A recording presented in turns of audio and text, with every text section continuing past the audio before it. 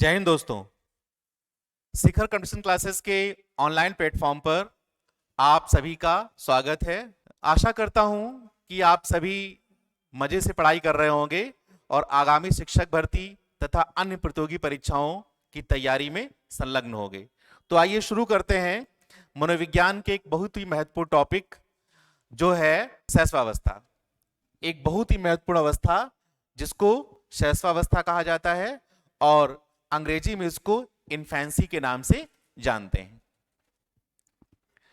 दोस्तों, अपने बहुत ही पहले का समय याद करिए। दोस्तों याद करिए जब आप शैशवावस्था में थे।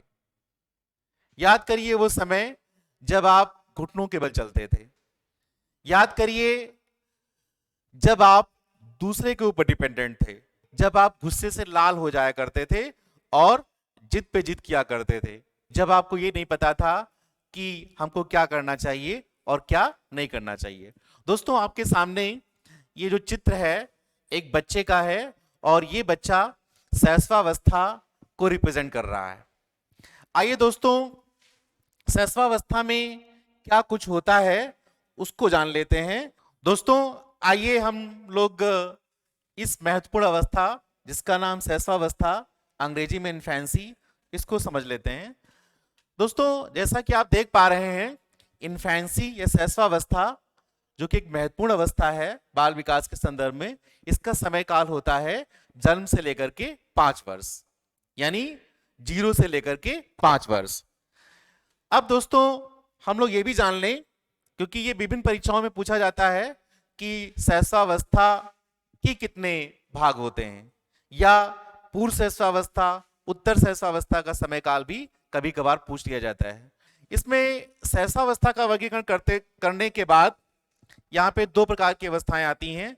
एक है पूर्व शैशवावस्था और दूसरी है उत्तर शैशवावस्था। दोस्तों जो पूर्व शैशवावस्था है उसका समय काल होता है 0 से लेकर के 3 वर्ष, यानी जन्म से लेकर के 3 वर्ष। तो ये पूर्व शैशवावस्था का समय काल है 0 से लेकर के 3 वर्ष। दोस्तों इसके बाद में उत्तर शैशवावस्था जो है वो समय के हिसाब से देखें तो इसका समय काल होगा 3 से लेकर के 5 वर्ष। आइए दोस्तों देखते हैं कि इस अवस्था में बच्चे में कौन कौन सी विशेषताएं परिलक्षित होती हैं या कौन कौन सी विशेषताएं दिखाई पड़ती हैं। दोस्तों शैशवावस्था की विशेषताएं, इन विशेषताओं से अक्सर परीक्षाओं में प्रश्न पूछे जाते हैं।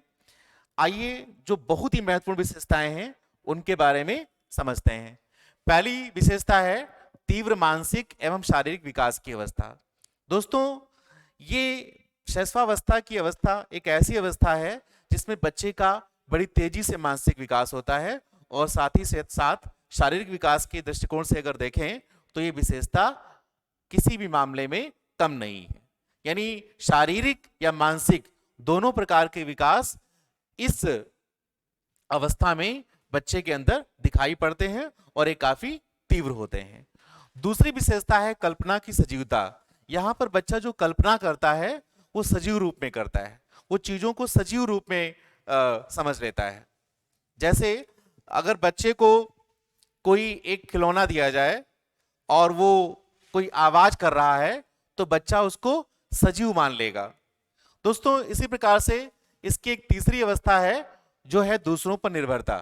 दोस्तों हम जब अपने पिछले समय में जाते हैं यानी शैशवावस्था में जाते हैं तो पाते हैं कि हम लोग भी किसी दूसरे के ऊपर निर्भर थे। वो हमारे माँ बाप और हमारे परिवार के लोग या सगे संबंधी हो सकते हैं। तो ये एक ऐसी अवस्था है जिसमें बच्चा पूर्णतया दूसरे के ऊपर निर्भर रहता है। इसके बाद में दोस्तों एक और विशेषता है जिसमें यह बताया गया है कि बच्चा अपने आप से प्रेम करता है, उसको स्वयं से मोह होता है। बच्चा अपने आप से बहुत ज्यादा प्रेम करता है।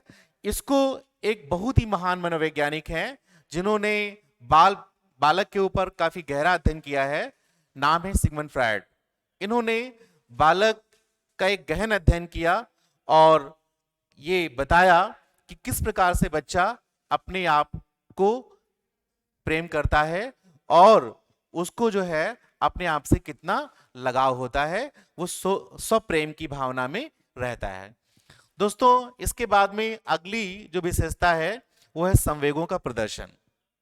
इस अवस्था में बालक अपने संवेगों का प्रदर्शन करता है, मींस उसके अंदर जैसे संवेग बनते हैं, जैसे इमोशंस बनते हैं, उनका वो एज इट इज एक्सप्रेशन देता है। इसमें किसी प्रकार का बनावटी एक्सप्रेशन वो नहीं देता है, जो आगे चल करके सामान्यतया बड़े लोग करते हैं। इसके अलावा इसकी एक अगली विशेषता है जो है दोहराने की प्रवृत्ति। दोस्तों इस अवस्था में बच्चा किसी चीज को दोहराता है। अगर कोई शब्द बोला जाए तो बच्चा बार बार उसको दोहराने का प्रयास करता है। अक्सर आपने अपने परिवेश में देखा होगा कि ये बच्चे जो इस अवस्था के होते हैं वो करते हुए पाए जाते हैं। जैसे मान लो उसने कोई एक शब्द सुन लिया पापा, तो वो दोबारा पापा पापा बोलेगा। मीन्स इस अवस्था में बच्चे में दोहराने की प्रवृत्ति पाई जाती है। इसके अलावा एक अगली जो विशेषता है वो है अंतर्मुखी व्यक्तित्व। इसमें बच्चा सेल्फ सेंटर्ड रहता है, उसका व्यक्तित्व अंतर्मुखी टाइप का होता है। वैसे व्यक्तित्व 3 प्रकार के होते हैं, जिसको सिगमंड फ्रायड के शिष्य युंग या जुंग साहब ने बताया है। और ये 3 व्यक्तित्व होते हैं जिनका आधार मनोवैज्ञानिक है, और ये 3 व्यक्तित्व होते हैं अंतर्मुखी, बहिर्मुखी और जो दोनों के बीच का है जिसको बोला जाता है उभयमुखी। तो इस अवस्था में जो कि सहस्वावस्था है, इसमें हमारा बच्चा अंतर्मुखी होता है, सेल्फ सेंटर्ड होता है। उसको अपने आप से मतलब होता है, बाहरी दुनिया या बाहरी परिवेश से उसे कोई मतलब नहीं होता है। इसके अलावा जो अगली विशेषता है वो है अधिगम का आदर्श काल। ये अवस्था जो सहस्वावस्था की है, ये अधिगम का आदर्श काल है। ये बहुत ही महत्वपूर्ण काल है सीखने के दृष्टिकोण से। ये बात कही है वैलेंटाइन जी ने। वैलेंटाइन एक मनोवैज्ञानिक हुए हैं, और दोस्तों वैलेंटाइन 2 नाम आते हैं, एक मनोवैज्ञानिक है और दूसरे संत हैं जिनके नाम पर वैलेंटाइन डे मनाया जाता है। लेकिन हमारे मनोविज्ञान में वैलेंटाइन ये मनोवैज्ञानिक है जिन्होंने सहस्वावस्था को सीखने का आदर्श काल कहा है। इसके अलावा दोस्तों अगली विशेषता है मूल प्रवृत्तियों पर आधारित व्यवहार। यहां पर जो बच्चा है उसमें जो प्रवृत्ति होती है उसके आधार पर व्यवहार करता है, और हर एक मूल प्रवृत्ति के पीछे कोई ना कोई संवेग अवश्य होता है। तो दोस्तों यहां पर जो बच्चा व्यवहार करता है वो उसकी प्रवृत्ति पर आधारित होता है, मूल प्रवृत्ति पर आधारित होता है। उसके व्यवहार में किसी प्रकार की बनावट नहीं होती है। दोस्तों इसके बाद में अगली विशेषता है अनुकरण की विधि से अधिगम। यहां पर बच्चा जो भी कुछ अधिगम करता है, जो भी कुछ सीखता है, वो दोस्तों अनुकरण विधि से सीखता है। वो करते हुए देखता है किसी को, जैसा वैसा ही करना चाहता है। दोस्तों ये अनुकरण विधि से सीखना, इससे कई बार परीक्षाओं में प्रश्न पूछे गए हैं, चाहे वो टेट की परीक्षा हो, चाहे वो सुपर टेट की परीक्षा हो। एक बार एक प्रश्न आया था कि वह कौन सी अवस्था है जिसमें बालक अनुकरण विधि से सीखता है। तो दोस्तों उसमें अगर ऑप्शंस दे दिए जाएं, बाल्यावस्था, किशोरावस्था, शैशवावस्था, प्रौढ़ावस्था, तो आप किसको टिक करेंगे?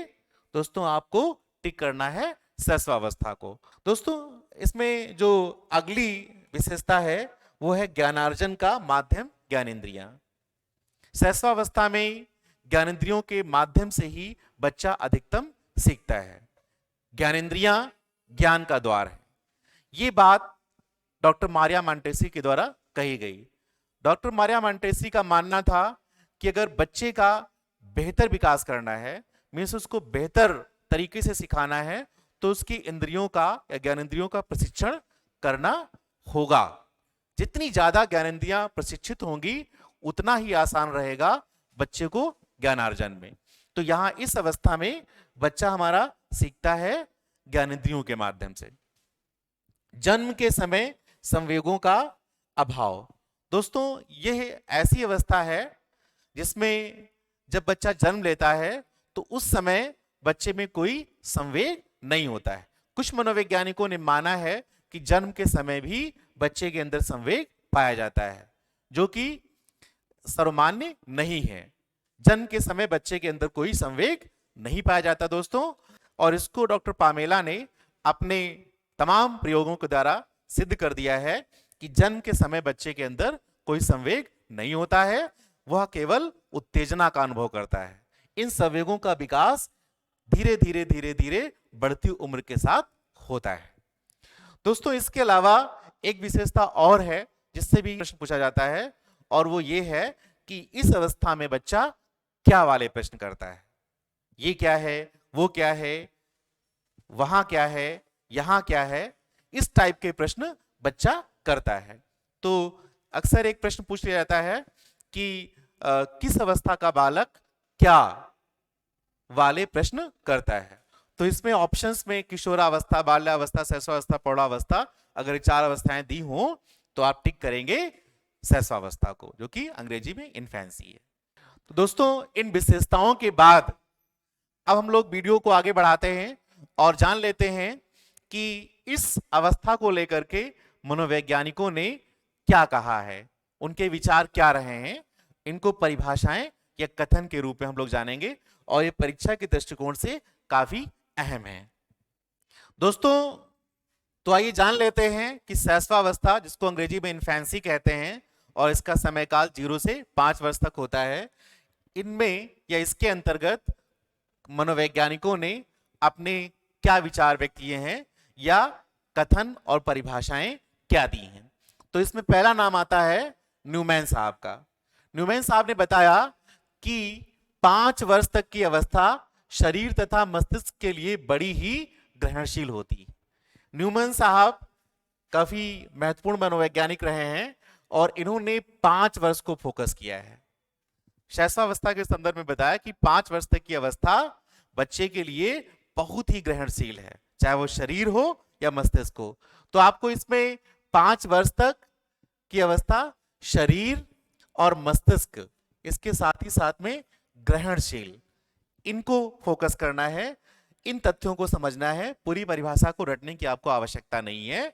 5 वर्ष की अवस्था, फिर शरीर, मस्तिष्क और बड़ी ग्रहणशील। इसके बाद में अगले मनोवैज्ञानिक हैं वाटसन। वाटसन जिनको व्यवहारवाद का पिता कहा जाता है, और ये बहुत ही बड़े व्यवहारवादी रहे थे। इन्होंने अपने व्यवहारवाद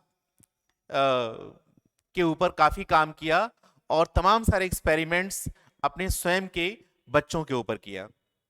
दोस्तों वाटसन साहब मानते थे कि बच्चे को जिस प्रकार का परिवेश दिया जाए, बच्चा उस परिवेश के हिसाब से आगे बढ़ता है। इन्होंने बच्चे के विकास में परिवेश की महत्वपूर्ण भूमिका बताई है। इन्होंने कहा कि मुझे कुछ बच्चे दे दो या कुछ दर्जन बच्चे दे दो, मैं इन्हें डॉक्टर, इंजीनियर, वकील, चोर, डकैत, जो चाहे वो बना सकता हूं।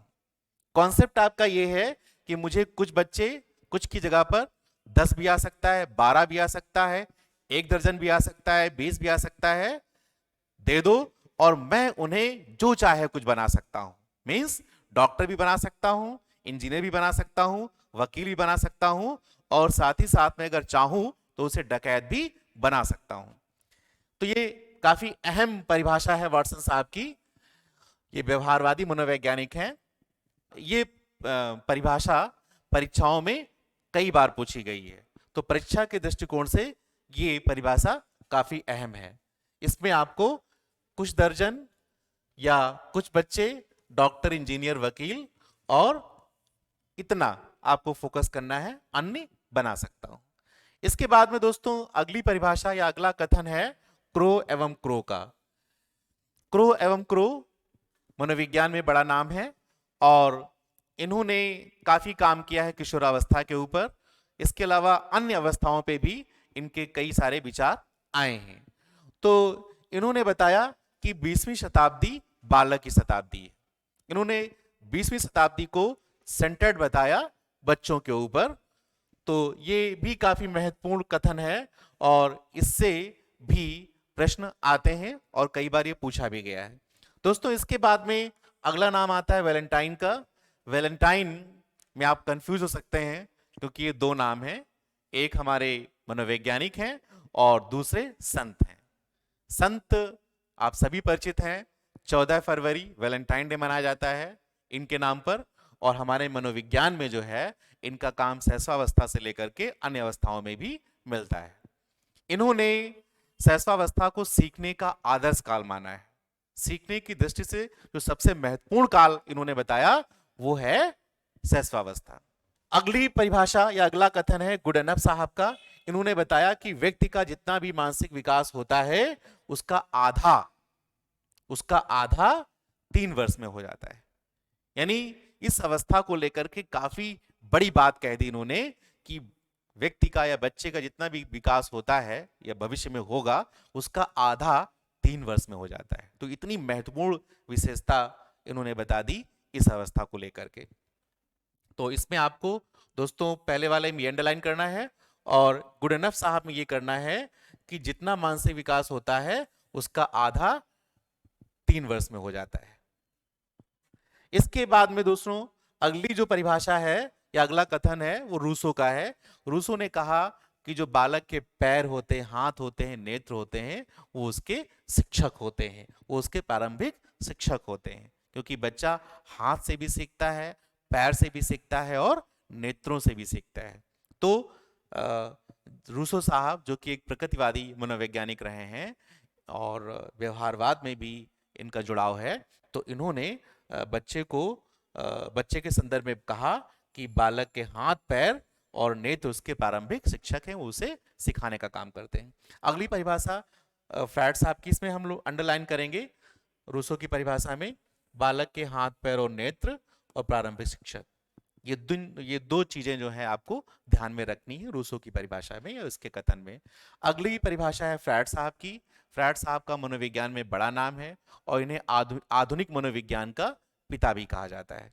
वैसे बाल मनोविज्ञान का जनक जेम्स विलियम को माना जाता है जो कि एक अमेरिकन मनोवैज्ञानिक हैं, लेकिन आधुनिक मनोविज्ञान में सिगमंड फ्रॉयड को पिता की श्रेणी दी जाती है, इनको पिता का दर्जा दिया जाता है, फादर ऑफ मॉडर्न साइकोलॉजी। इसके बाद में आपको ये भी ध्यान रखना है कि इन्होंने बताया क्या है। तो फ्रॉयड के द्वारा ये बताया गया कि बालक को जो भी कुछ बनना होता है वह प्रारंभ के 4-5 वर्षों में बन जाता है। मतलब इस अवस्था को इन्होंने काफी अंडरलाइन किया और कहा कि ये अवस्था इतनी महत्वपूर्ण है कि अगर इसमें बच्चे के ऊपर ध्यान दिया गया तो बच्चा बहुत आगे तक जाएगा। मीन्स इन्होंने अपने हिसाब से बताया, अपना विचार बताया कि 4-5 वर्ष जो होते हैं बच्चे के प्रारंभिक वाले वो काफी अहम होते हैं और इसमें जो भी बच्चा बनना चाहेगा बन जाएगा। तो इन परिभाषाओं के माध्यम से इसमें हमको ये अंडरलाइन कर देना है कि जो भी कुछ बनना होता है आरंभ के 4-5 वर्ष।